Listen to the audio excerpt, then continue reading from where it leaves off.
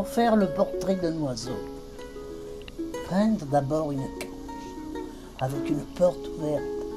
Peindre ensuite quelque chose de joli, quelque chose de simple, quelque chose de beau, quelque chose d'utile pour l'oiseau. Placer ensuite la toile contre un arbre, dans un jardin, dans un bois ou dans une forêt. Se cacher derrière l'arbre, sans rien dire, sans bouger.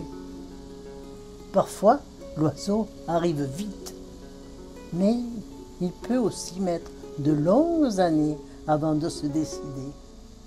Ne pas se décourager, attendre s'il le faut pendant des années, la vitesse ou la lenteur de l'arrivée de l'oiseau n'ayant aucun rapport avec la réussite du tableau. Quand l'oiseau arrive, s'il arrive, observez le plus profond des silences. Attendre que l'oiseau entre dans la cage. Et quand il est entré, fermez doucement la porte avec le pinceau. Puis, effacez un à un tous les barreaux, en ayant soin de ne pas toucher aucun des plumes de l'oiseau. Faire ensuite le portrait de l'arbre, en choisissant la plus belle de ses branches pour l'oiseau. Peindre aussi le vert feuillage et la fraîcheur du vent, la poussière du soleil et le bruit des bêtes dans l'herbe et dans la chaleur de l'été, puis attendre que l'oiseau se décide de chanter.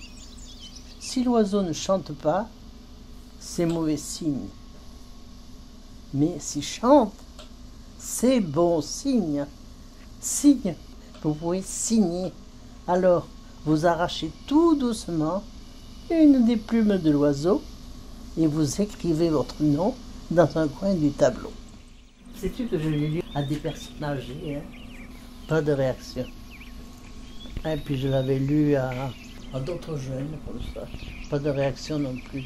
Il raconte toute la nature. Les feuilles mortes se ramassent à la tête. Les souvenirs aussi. Il faut être sensible à la nature.